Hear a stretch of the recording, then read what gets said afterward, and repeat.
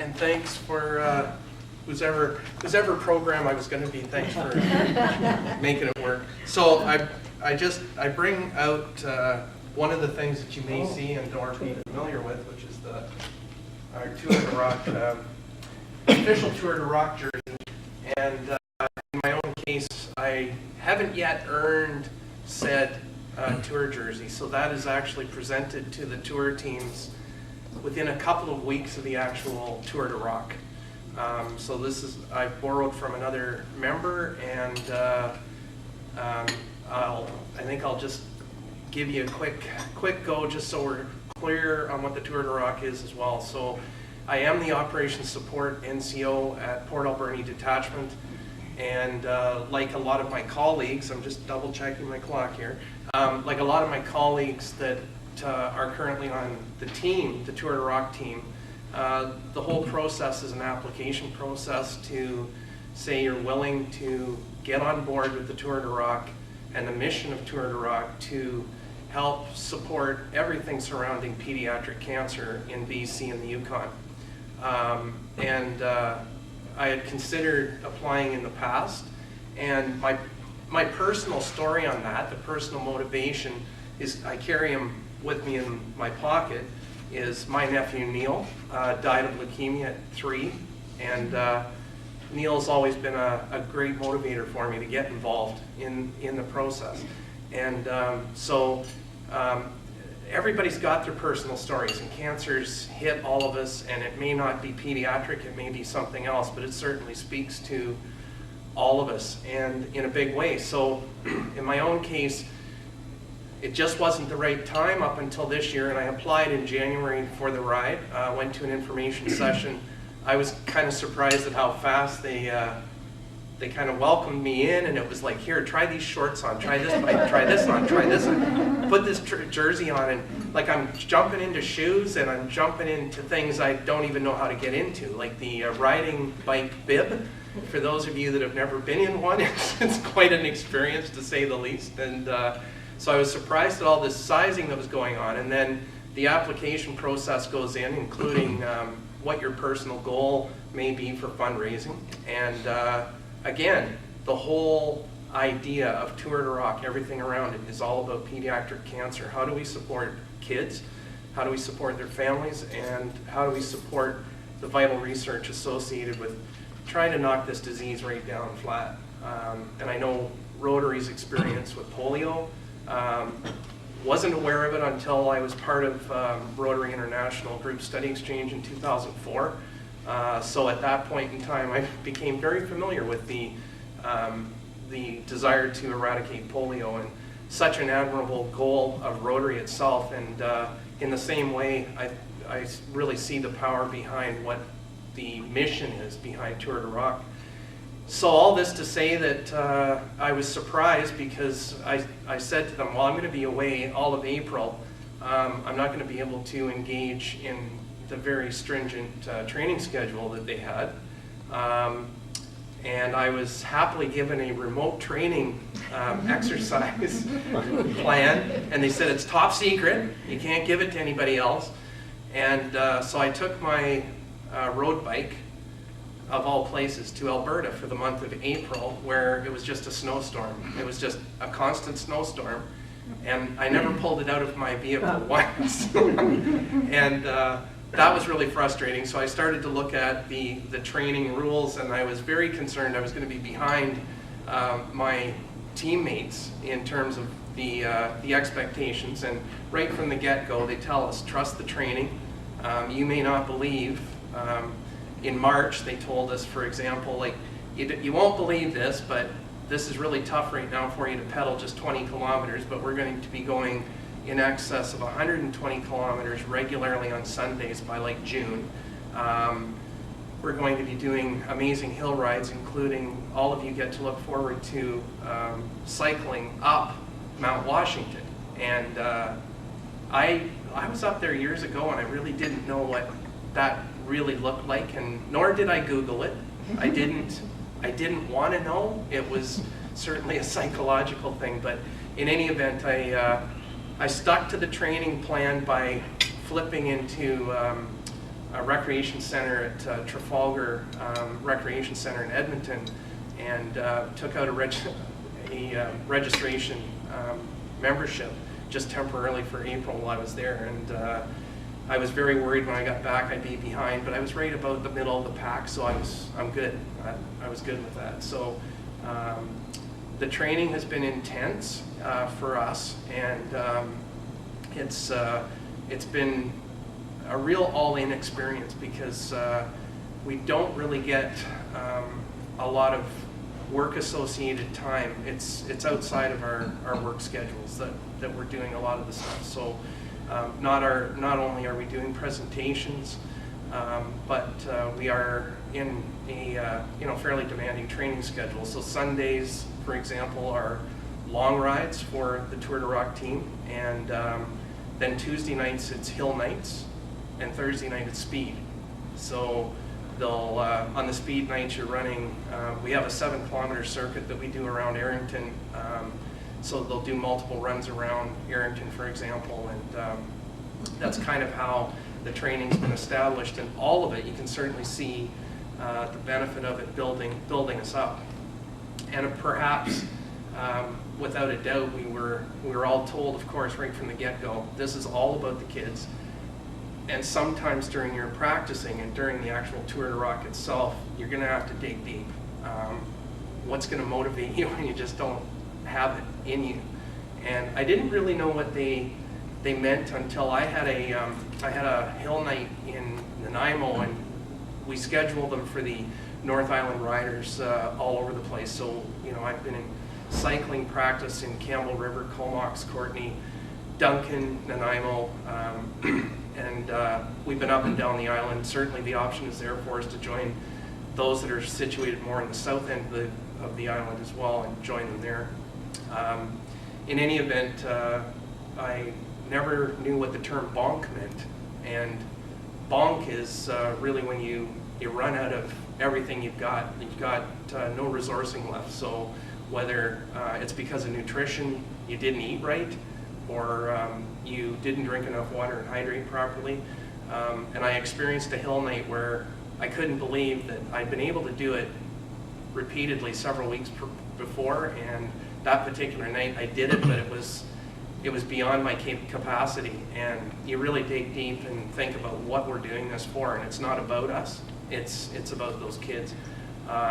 July 6th, our team of 24 members had the pleasure of going over to Maple Ridge, and we ended up joining pediatric cancer survivors and siblings of pediatric cancer children who have passed away over at Camp Good Times in Maple Ridge. And it was a magnificent experience just seeing how that camp really does everything to bring that summer camp experience to kids and give them a real hope and joy. And the only way they can do it often is the big difference of any camp. It is like any camp, but the big difference is they have a hospital on site. So kids can get treated as necessary, and it was exceptional.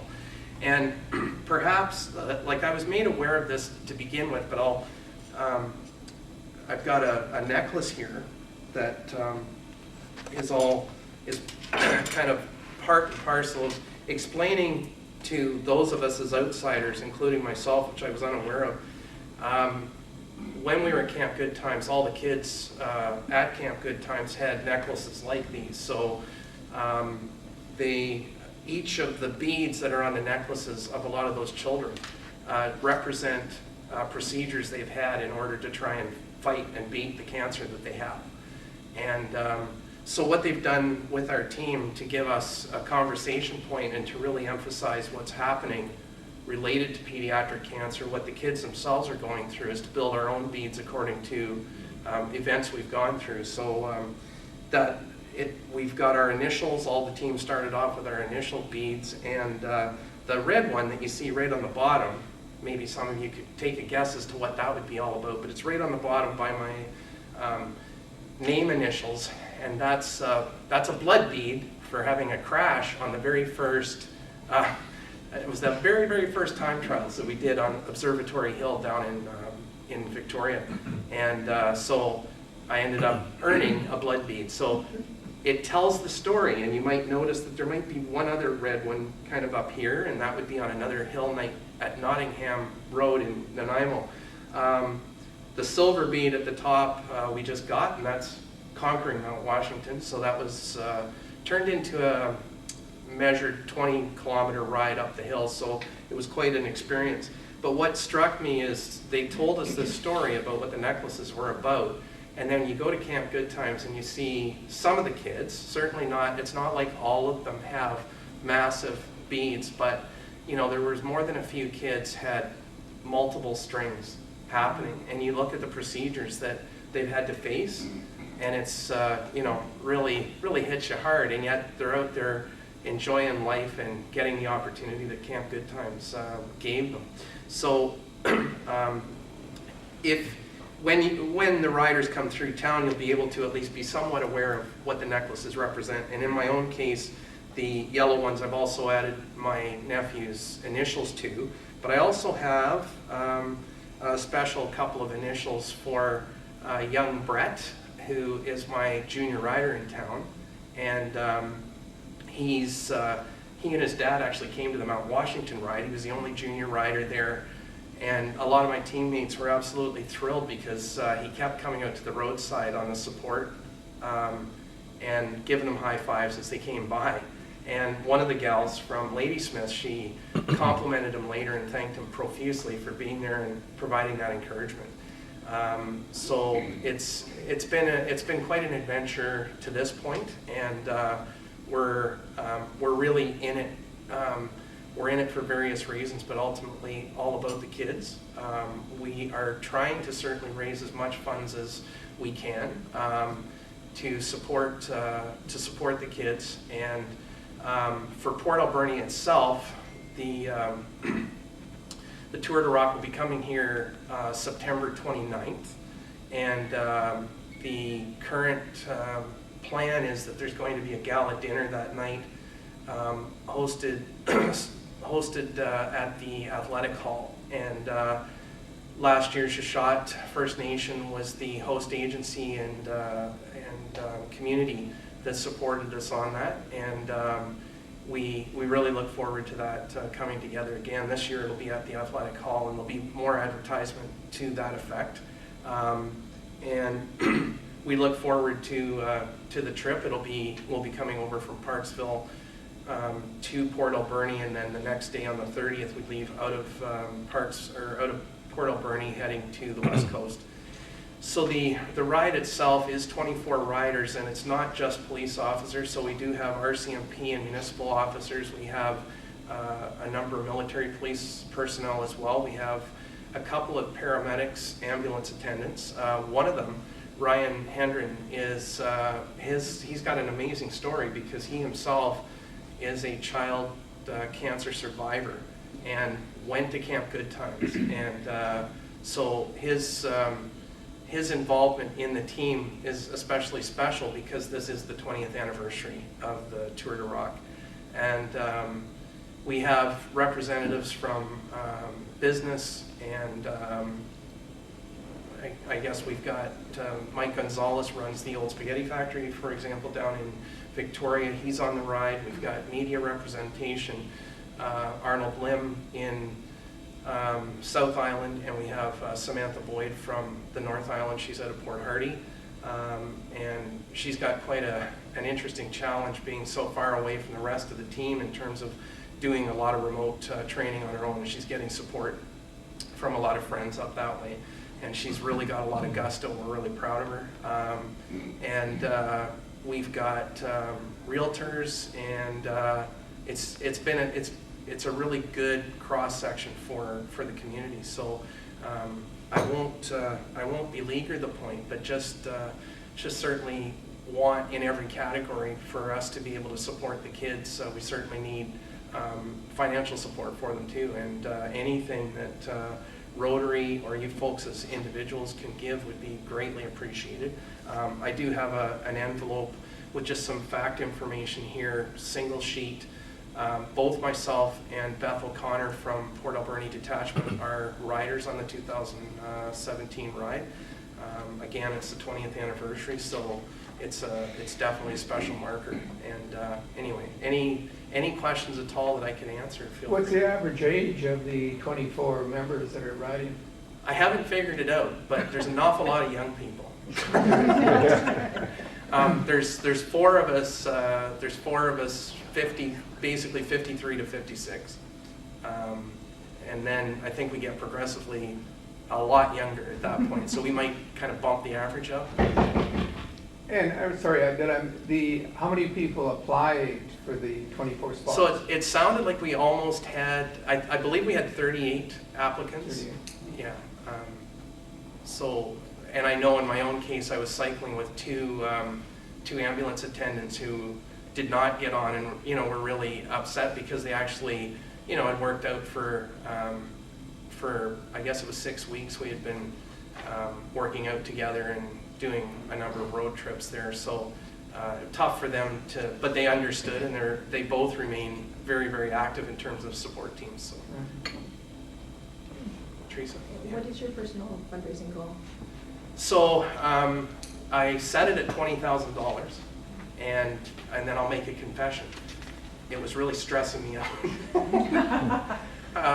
It was really stressing me out, and so then I decreased it down to $5,000 and this is on my website, but I'm jacking it up again to $20,000. But it's like I guess it's trusting the training, trusting the process, trusting the communities, and I know, I think that the difficult thing for me is I'm very, very, very acutely aware of how much giving is happening everywhere. So it's really always tough to go for kind of a larger goal, but for the sake of the kids, I guess the true answer is you're just going to keep going until you're done. So.